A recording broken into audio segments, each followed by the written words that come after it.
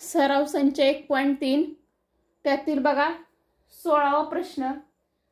वरील इंग्रजी अक्षरमालेतील डावीकडून 5व्या क्रमांकावर असलेल्या अक्षराचा उजवीकडून कितवा क्रमांक येईल।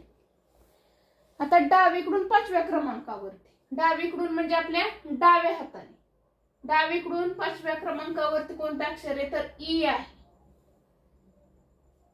असलेल्या अक्षराच्या उजवीकडून कितवा क्रमांक येईल। आता ह्या ई चा उजवीकडून कितवा क्रमांक येईल असं विचारलेलं आहे। तर मोजूया आपण 1 2 3 4 5 6 7 8 9 10 11 12 13 14 15 16 17 18 19 20 आणि 21 म्हणजे उजवीकडून ई चा कितवा क्रमांक येतोय तर 21वा क्रमांक येतो। पर्याय क्रमांक 4 हे काय होईल या प्रश्नाचं उत्तर येईल।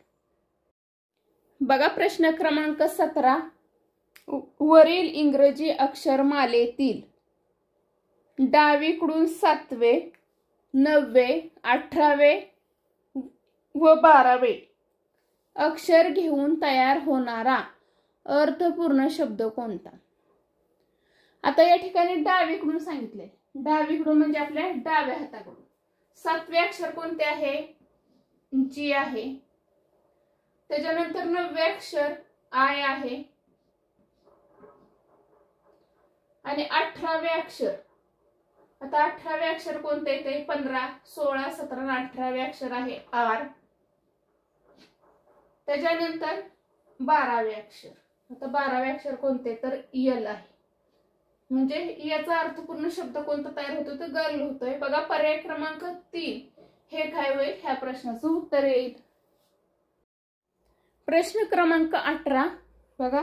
वरील इंग्रजी अक्षरमालेतील मध्यभागी असणाऱ्या अक्षराच्या उजवीकडील 7वे अक्षर कोणते। आता या ठिकाणी या अक्षरमालेमध्ये आपल्याला काय करायचं तर मध्यभागी असणारा जो शब्द आहे तो काढायचा। आता बघा या ठिकाणी आपण काय करूया 12 अक्षरे सोडूया, या बाजूला पण 12 अक्षरे सोडूया। मध्यभागी कोणतं अक्षर येणार आहे तर यम येणार आहे। यम अक्षराच्या उजवीकडील 7वे अक्षर कोणते, उजवीकडे म्हणजे उजव्या बाजूला आणि डावीकडे म्हटलं की डाव्या बाजूला आपल्या डाव्या हाताला।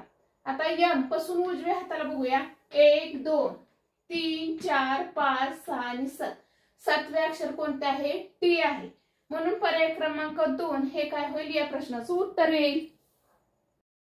प्रश्न क्रमांक 19।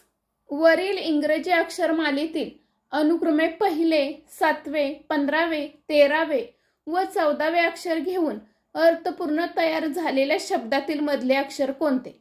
आता या ठिकाणी काय केले आपल्याला इंग्रजी अक्षरमाला दिलेली त्यातली पहिले 7वे 15वे 13वे काय करायचं अक्षर घेऊन कोणता शब्द तयार होतो हे आपण पाहूया। आधी पहिले अक्षर कोणते आहे या ठिकाणी लिहिते ए आहे, त्याच्यानंतर 7वे आहे जी, त्याच्यानंतर 15वे अक्षर आहे ओ, त्याच्यानंतर 13वे अक्षर आहे यम आणि त्यानंतर 14वे अक्षर 10 11 12 13 14वे अक्षर आहे यन। आता यातून बघा कोणता अर्थपूर्ण शब्द तयार होतोय तर मँगो शब्द तयार होतोय। बघा MANGO मँगो, मँगो। आणि या शब्दातील मधले अक्षर कोणते तर मधले अक्षर कोणते यन आहे। म्हणून पर्याय क्रमांक 3 हे काय या प्रश्नाचं उत्तर आहे। प्रश्न क्रमांक 20। वरील इंग्रजी अक्षरमालेतील उजवीकडून 14व्या अक्षराच्या डावीकडील 5वे अक्षर कोणते। आता हे जे अक्षरमाला दिली त्या अक्षरमालेच्या उजवीकडून 14वे अक्षर, उजवीकडून म्हणजे आपल्या उजव्या हाताकडून 14वे अक्षर बघा 1 2 3 4 5 6 7 8 9 10 11 12 13 आणि 14, 14वे अक्षर कोणते ते यल येते। या 14व्या अक्षराच्या डावीकडील 5वे अक्षर, आता ह्या यलच्या डावीकडून म्हणजे आपला जो डावा हात आहे त्या बाजूला 5वे अक्षर बघा 1 2 3 4 आणि 5, पाचवे अक्षर कोणते येते तर जी येते. म्हणून पर्याय क्रमांक 1 हे काय तर या प्रश्नाचं उत्तर आहे.